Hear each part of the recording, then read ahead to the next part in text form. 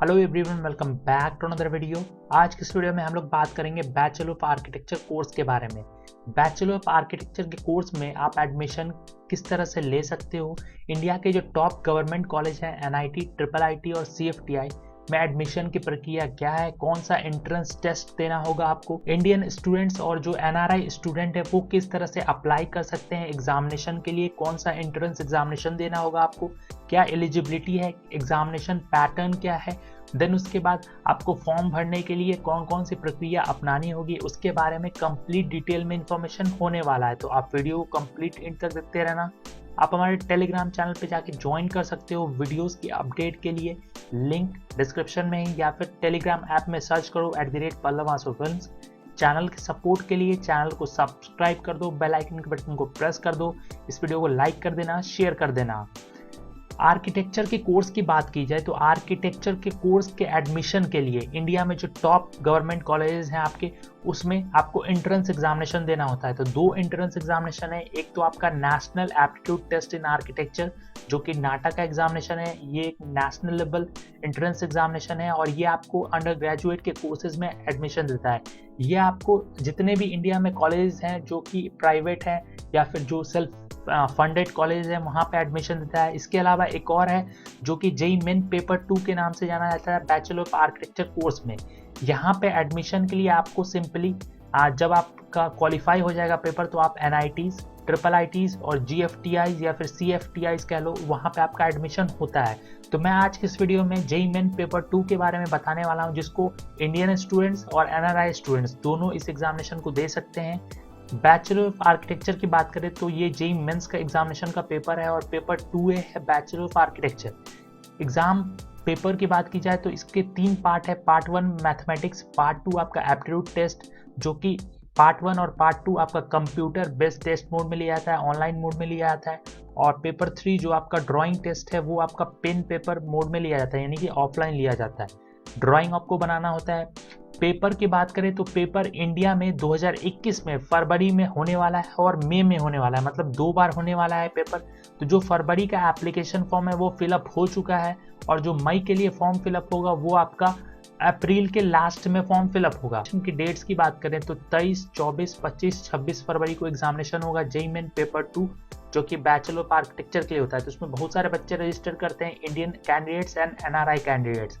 इसके अलावा अगर मई एग्जामिनेशन की बात की जाए तो 24, 25, 26, 27 और 28 मई को आपका एग्जामिनेशन होगा। तो आपके पास एक और चांस है, आपने अगर फॉर्म फिलअप नहीं किया है तो अभी भी आपके पास समय है, आप फॉर्म फिलअप कर सकते हो। आप हमारे चैनल को सब्सक्राइब कर सकते हो, यहाँ से आपको सारा इन्फॉर्मेशन मिलता रहेगा। एग्जाम पैटर्न की बात करें तो मैंने आपको बताया 3 पार्ट है, पार्ट 1, पार्ट 2 एंड पार्ट 3। तो पार्ट 1 में आपके 20 क्वेश्चन है और 10 आपके न्यूमेरिकल वैल्यू बेस्ड क्वेश्चन है। तो जो 20 क्वेश्चन है पार्ट 1 में, उसमें से आपको सारे क्वेश्चन सॉल्व करने हैं एमसीक्यू तौर पे, और जो 10 क्वेश्चन है उसमें से सिर्फ आपको 5 क्वेश्चन सॉल्व करना है, क्योंकि उस 10 क्वेश्चन में जो कि न्यूमेरिकल वैल्यू क्वेश्चन है उसमें कोई निगेटिव मार्किंग नहीं है, लेकिन एमसीक्यू में निगेटिव मार्किंग है। इसके अलावा पार्ट 2 आपका जिसमें 50 क्वेश्चन है, ये भी पूरा एमसीक्यू है और सिंपली आपको इसको सॉल्व करना है। ये 200 नंबर का है। और जो आपके पार्ट 3 है उसमें 2 क्वेश्चन है जो कि ड्राइंग टेस्ट है, तो ये 50-50 नंबर का है। तो एग्जाम पैटर्न की बात की जाए तो नंबर ऑफ क्वेश्चन 82 है और टोटल मार्क्स 400 है। एमसीक्यू में आपको 4 मार्क्स दिए जाएंगे और इनकरेक्ट आंसर के लिए -1 है। इसके अलावा अगर आप न्यूमेरिकल वैल्यू बनाओगे तो उसमें कोई भी नेगेटिव मार्किंग नहीं है। एलिजिबिलिटी क्राइटेरिया की बात करें तो बैचलर ऑफ आर्किटेक्चर कोर्स में कौन से बच्चे अप्लाई कर सकते हो। सबसे पहले आपको क्लास 12th पास आउट होना चाहिए या फिर अपियरिंग होना चाहिए। फिजिक्स, मैथमेटिक्स एंड केमिस्ट्री ये कंपलसरी सब्जेक्ट होना चाहिए आपका। इसके अलावा क्लास 12th में आपको 50% मार्क्स होना चाहिए और 50% आपका फिजिक्स, केमिस्ट्री एंड मैथमेटिक्स में भी होना चाहिए। तो ये एग्रीगेट मार्किंग है। इसके अलावा एनआरआई कैंडिडेट्स की बात करें तो उनको कम से कम 60% होना चाहिए क्लास 12th में, और फिजिक्स, केमिस्ट्री और मैथमेटिक्स में भी 60% या उससे अबव होना चाहिए। तो इस बात का आप ध्यान रखना। देन एग्जामिनेशन टाइमिंग की बात करें, जो एग्जामिनेशन आपका होता है जेईई मेन पेपर 2, तो 2 शिफ्ट में एग्जामिनेशन होते हैं। शिफ्ट 1 आपका 9 AM टू 12 PM के बीच में होता है और second shift 3 PM to 6 PM के बीच में होता है। इसके अलावा कौन कौन से बच्चे 2021 में इस एग्जामिनेशन को दे सकते हैं, तो जो भी बच्चा 2019 में क्लास 12 पास किया है, 2020 में क्लास 12 पास किया है या फिर 2021 में क्लास 12 में अपियरिंग है, वो सभी लोग इस एग्जामिनेशन को दे सकते हैं। जो NRI कैंडिडेट्स हैं उनके लिए भी सेम है, और कोई बच्चा अगर 2018 में क्लास 12 पास किया है या फिर 2022 में क्लास 12 में अपियरिंग होने वाला, तो वो इस एग्जामिनेशन को नहीं दे सकता। 2019, 2020 और 2021 में जो अपियरिंग है वो सभी एलिजिबल हैं JEE मेन 2021 के लिए। स्टेट ऑफ एलिजिबिलिटी, तो ये जो इंडियन नेशनल कैंडिडेट्स हैं उन सभी के लिए है स्टेट ऑफ एलिजिबिलिटी। अगर आप स्टेट ऑफ एलिजिबिलिटी चूज करते हो तो आपको सिंपली होम स्टेट कोटा में रिजर्वेशन दिया जाता है। आप जिस भी स्टेट में रहते हो उसके हिसाब से आपको रिजर्वेशन दिया जाएगा। ये NRI कैंडिडेट्स के लिए नहीं है। तो जो भी बच्चा स्टेट ऑफ एलिजिबिलिटी में आता है, कि मान लो वो बच्चा दिल्ली में आता है और वो दिल्ली का ही स्टेट ऑफ एलिजिबिलिटी चूज करता है, क्लास 12 उसने दिल्ली में किया है, तो वो दिल्ली के कॉलेज में, दिल्ली के NIT में या फिर IIIT में या फिर CFTI में, वहां पे उसको रिजर्वेशन मिल सकता है। तो इस बात का ध्यान रखना।